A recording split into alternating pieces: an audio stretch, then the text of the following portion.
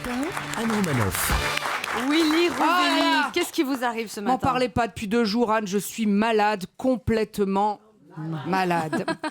Vous en avez parlé, mais c'est comme ça. Moi, ça me travaille tellement. François Fillon, donc notre futur président. Celui qui a souri une fois. Oui, c'était en 1955, lorsqu'à la nuit tombée dans le silence d'une chambre d'ado, il s'était tripoté pour la première fois sa grosse paire de bure. Si, il l'avait chippé dans une abbaye. N'est en fait qu'un vulgaire voyou.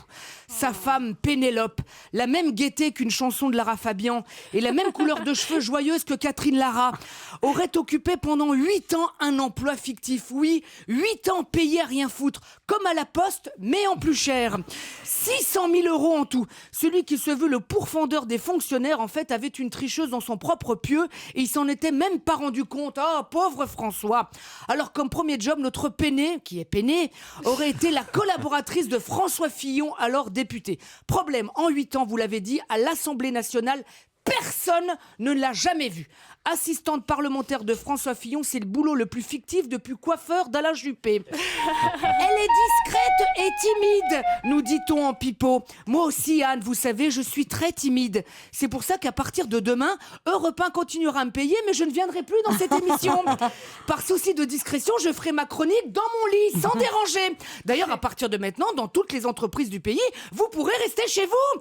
Dis donc, allô, dis donc, vous n'êtes pas là aujourd'hui? Non, je travaille dans l'ombre. Voilà. Oui, car c'est une femme de l'ombre, nous a-t-on dit. Oui, oui, car si la fraude est avérée, ça sera surtout une femme à l'ombre qu'elle va devenir. Alors que les autres attachés parlementaires sont payés 2 000 € en moyenne, Dame Pénélope, ça a grimpé jusqu'à 7 500 €.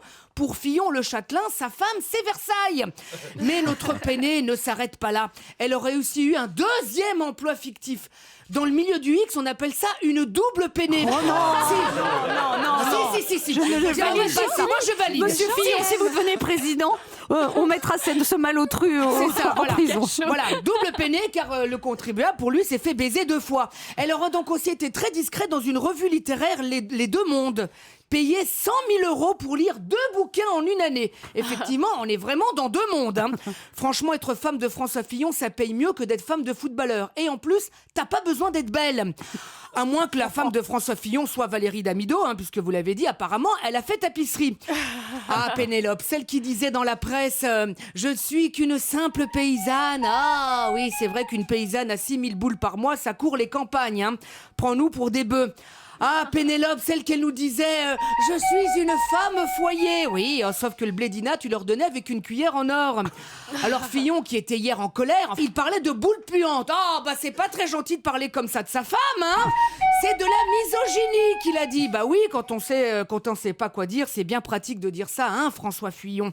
Mais c'est peut-être ça, finalement, être chrétien. C'est être généreux. Et nous, on croit encore en leurs belles paroles. C'est peut-être ça, être crétin. En tout cas, j'espère que vous avez honte, monsieur Fillon. Moi, j'ai honte à un moment d'avoir voulu vous faire confiance. Willy, il faut pardonner. Je pardonne.